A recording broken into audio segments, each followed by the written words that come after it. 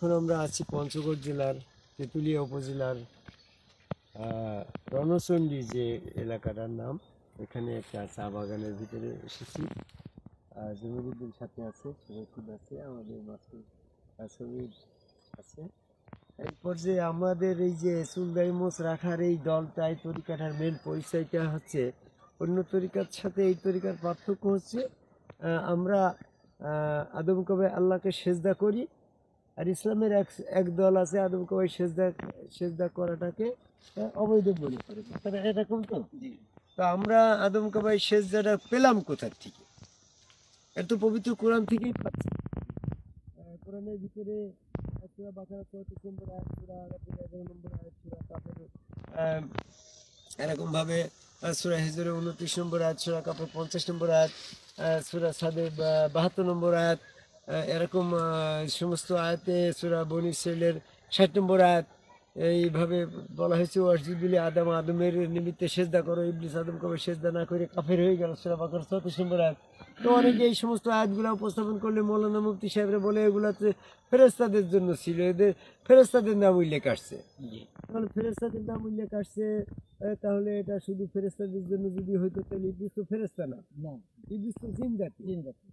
সূরা কাফের 50 নম্বর আয়াত দেখো, ইবলিস জিন জাতি। ইবলিস জিন হওয়ার সত্ত্বেও যদি এই সেজদা না করে কাফের হয়, তাহলে নিশ্চয়ই জিনদের জন্য এই সেজদার আওতাভুক্ত ছিল। তো বলে হ্যাঁ, ওটা জিন এবং ফেরেশতাদের জন্য ছিল, এটা মানুষের জন্য না। এই সূরা ইউসুফের 100 নম্বর আয়াতে যে ইউসুফের 11 ভাই সেজদা করল ইউসুফকে, এটা তো তাহলে মানুষ, কিন্তু জিন ফেরেশতা ছিল না। তো বলছে ওটা অবৈধভাবে করেছে, ওটা তো জোর জুলুম ভাবে করেছে, ওটা তো আল্লাহ পাকের নির্দেশ ছিল না। তো নির্দেশ যদি না থাকে, তো তাহলে ইউসুফের 11 ভাই ইউসুফকে সেজদা করলো, তো এই সেজদাটা তাহলে ইউসুফ গ্রহণ করলো, তাহলে ইউসুফ তো নবী থেকে খারিজ হয়ে যাওয়ার কথা নয়, তার তওবা পড়ে ভুল স্বীকার করা লাগবে। তো তাও তো সে তওবা পড়ে নাই। তাহলে এই বিষয়গুলো তো কোরআন থেকে আমরা জানছি যে আছে। তো বলছে ওই আয়াতগুলা রহিত হয়ে গেছে। সূরা বাকারার 106 নম্বর আয়াত দেখো, আল্লাহ পাকের কোন আয়াত রহিত হয় নাই। তো তাহলে এটা রহিত হয় নাই। তো বলছে ওটা আদম থেকে ইউসুফ পর্যন্ত চালু ছিল। মুহাম্মদ সাল্লাল্লাহু আলাইহি ওয়াসাল্লামের শরীয়তে ওটা তাবলিগালা হাদিসের দরবরা ফুরফুরা মানিগঞ্জ আত্মশীল বাট এই সমস্ত পীর সাহেবরা ওটা করে না। তোমরা খালি স্টাডিটা নিয়ে শরীয়ত মশলারাই করো। হ্যাঁ, আমরা আমাদের জন্য এটা না, ওটা মুহাম্মদী শরীয়তে নাই। বুঝছো? তাহলে দেখা যাচ্ছে সূরা বনী ইসরাঈল 77 নম্বর আয়াতে বলছে, হে রাসূল, হে মুহাম্মদ, তোমার পূর্বে যে সমস্ত রাসূল ছিল তাদের ক্ষেত্রে যেমনটা নিয়ম ছিল আমার ক্ষেত্রে একই নিয়মে, আমার নিয়মের কোনো পরিবর্তন নাই। তাহলে সেই আদম থেকে ইউসুফ পর্যন্ত যে নিয়ম ছিল, ইউসুফ থেকে রাসূল পর্যন্ত সকলের জন্য তো এরকম একই নিয়ম। তো বলছে সব কিছু বুঝলাম, কিন্তু আল্লাহ রাব্বুল আলামিন তাহলে কি ভুল করে ফেরেশতাদের নাম উল্লেখ করলে? শুধু ফেরেশতার নাম কেন উল্লেখ করলে? এখানে একটা প্রশ্ন আসতে পারে না? তো ফেরেশতাদের নাম উল্লেখ করার কারণটা কি? কারণ ছিল এটাই, আদম তৈরি হওয়ার আগে তো আল্লাহ রাব্বুল আলামিন যে ফেরেশতারা জিনরা সেজদা করছিল না? ওই সেজদারা তো আদমকে কেবলা করে নাই। প্রতিনিধি তৈরি আগে তো সরাসরি আল্লাহকে সেজদা করছে।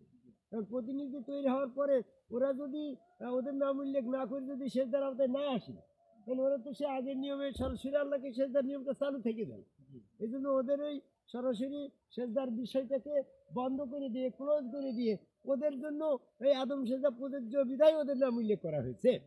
তাই বলে এটা শুধু ফেরেশতাদের জন্য না। তাহলে আদমকে আল্লাহ প্রতিনিধিত্ব প্রতিষ্ঠিত করার পরে পৃথিবীর যত সৃষ্টি আল্লাহকে সেজদা করবে, সমস্ত সৃষ্টির সেজদার মাধ্যম আছে ওই আদম কাবা। আদম কাবার মাধ্যম ছাড়া সেজদা আর কোনো জায়গা নেই।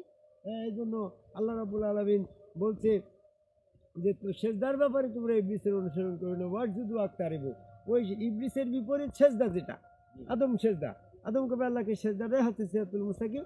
এই সিরাতুল মুস্তাকিমে যারা এসেছে তারাই পরিত্রাণ পাবে। এই জন্য সূরা কালামের 42-43 নম্বর আয়াতে বলছে যে ইবলিসের ইমান পরীক্ষা করার জন্য আদম কবে সেজদা পরীক্ষা করা হবে, আর আদমের সেজদা পরীক্ষা করার জন্য আদম ছোট আল্লাহর দরজায় হয়ে ইয়াউমি 105 সাক্ষী মিলার সুযোগ সেদিন আল্লাহ পাকের প্রকাশ করে সেজদা দিতে বলা হবে। তাহলে যারা আদম সবাই সেজদা করেছে তারাই সেদিন সেজদা দিয়ে পরিত্রাণ পেয়ে যাবে, যারা সেজদাকারী নয় তারা সেদিন ইবলিসের অনুসারী সেদিন প্রমাণ হয়ে যাবে, চলে যাবে।